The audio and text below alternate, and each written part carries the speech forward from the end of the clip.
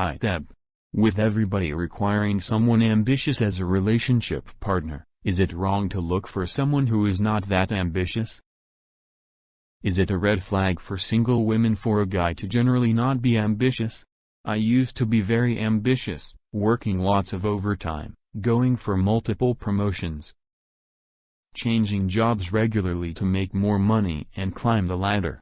I had to have the latest electronic gadgets, the best fits, and a new car every few years. I was focused, and hardcore checklisting my life every step of the way. I dated women who were similarly ambitious. In reality I was always busy, always exhausted and low-key lonely. But when life and a family crisis required me to slow down and focus on the people I love and my relationships with them, I realized I'm actually happier with less. Would I still be considered husband material like this? I want a wife and family. Please share your insight. Hey, thanks for writing, Guy. This is an issue that I think is very important to go over for a young man. I appreciate the fact that you took your role as provider and achiever as a young man seriously. You was all on your grind and doing what you're supposed to be doing, building a foundation for your future. I don't have a problem with that. The problem is that it sounds like you were doing so much and focusing solely on that you neglected your emotional life and your personal life and your relationships with the people that you care about. And it took a crisis for you to refocus your energy and realize that things are great, material goods are wonderful. I'm not downplaying that. But what do you have if they're all lost from you? They're all destroyed or stolen or whatever. What do you have left? The thing that we have is the love and appreciation and support that we get from the people around us that care about us and that we care about in return. So I'm happy to see that you made that developmental leap. Now, what you want to ask about women and if they see you as a viable husband. I'm going to tell you from my perspective, there's two types of currency in this world. There's, the fiscal currency, dollars and yen or whatever people are going to, British pounds, all this stuff. Okay, money. There's money. And then there's something called emotional currency, which you cannot buy with money. It is given to you from the heart. It's given to you with time, energy, effort, and someone's support.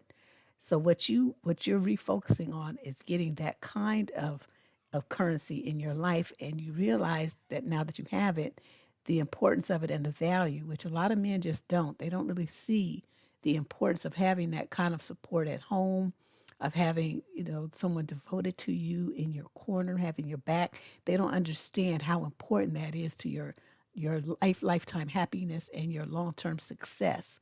So let's go over that a little bit. Okay, so you are used to having material success. You're used to having the cash currency. You're used to having all the accoutrements that those things can provide. The newest Jordans, the newest iPhone, the newest whatever, the iPads, all the stuff, the new cars, the new outfits. You're used to having that kind of stuff, and that made you feel successful. That made you feel proud of yourself. And I'm not going to put those things down. Don't get me wrong. It's great that as a young man, like I said, you was on your grind and you were able to prove to yourself and those around you that you had that capability. However, as you point out, it left you feeling like there was a hole in your heart. There's something missing from your life.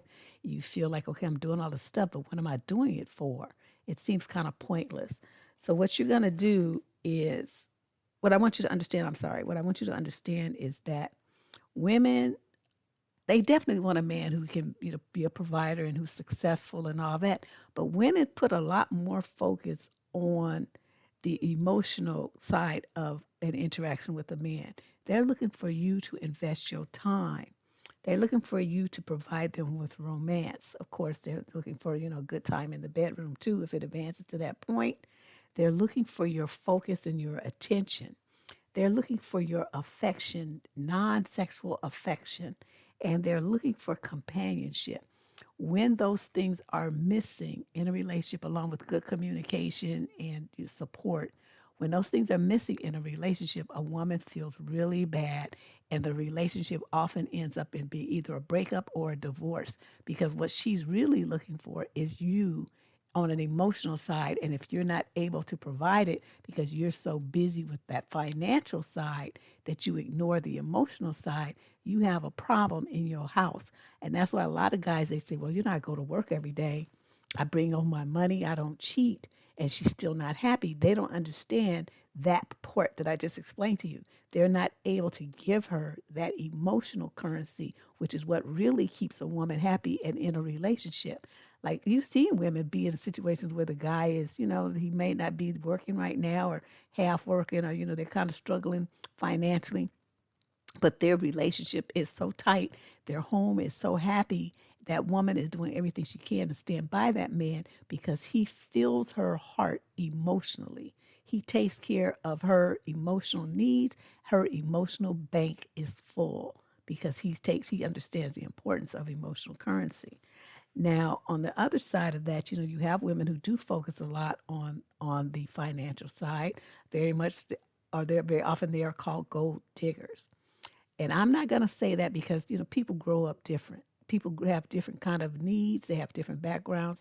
And what they're looking for to feel complete and happy, I cannot comment on that part. I'm just going to say, you know, people do have different needs. And so they're going to go after what it is they feel they need. I'm not going to say anything negative about that. But what I want to point out to you is the change that you have made will make you actually attractive to a wider range of women, because obviously you have the skill set to make money. Obviously you're fiscally sound. You're not a bum. You're hardworking. You have a great work ethic, and you want a marriage, and you want a wife and a family. So what I'm going to tell you is this: you have women that would be very happy to have a guy like you. I mean, like overjoyed. They want a man who has time for them. They want a guy who's going to be home every night at 6:30, unless he has a late meeting or dinner with his boss or something like that. He's going to be home every night at 6:30 to sit down at the table to have dinner with his children and his wife. He's going to have time after dinner to help his wife with the dishes. He's going to have time after dinner to bathe his kids, help with homework, read them stories, put them to bed. He's going to have time and energy to have some romantic time on the couch with his wife before they retire for the night and start to grind all over again. He's going to have time to listen to her and put input into her problems that she's having, for them to sit down, pay bills together, resolve issues together, work as a team. He's going to have time to do all of that. He's going to have the energy and the interest in doing that because that's important to him. And that is the kind of husband that you seem to want to be. I don't have a problem with anything that you said. I'm thinking it's going to be a wonderful experience for you and the lady that you get with. You know, and just like I said, just keep in mind that the stuff is good. Stuff is great. Stuff is fun. Stuff makes your life more interesting because you can go on trips and you can, you know, have things that some people don't have. You can have a nicer house. You can send your kids to private school. You can go on greater vacations. You know, money does provide you with some different avenues and a better life. But how much do you really need? I mean, how much is going to make those opportunities appear without going overboard? So that's a fine balance that you and your lady that you choose have to work out. I feel that a couple works better when one person is really, you know, the ambitious one and the other one's a little slower paced, because you can't have two super ambitious people together. The relationship will deteriorate. They never spend any time together. And it's always like, you know, this juggling act that makes the relationship somewhat of a farce. Who has time to build a relationship when you all constantly having meetings, working from home? You know, every time you try to go out to dinner, you both on your phones. There's no real conversation because you're constantly getting interrupted with calls. It's crazy. I've seen couples like that. They call them power couples, and it never works. They always end up, you know, broken up or divorced. So I'm on your page. I think what your realization has come at a great age for you. So you're still young enough to take advantage of it, to go out and find a lady who's going to appreciate the kind of guy that you are and the metamorphosis that you have made. And I think you will be very happy, and so will she. But anyway, thank you for writing. Everybody who's listening, please hit the like and subscribe before you get up out of here. And I'll have another video for you tomorrow. This is Deb Cooper from survivingdating.com. Thank you for listening.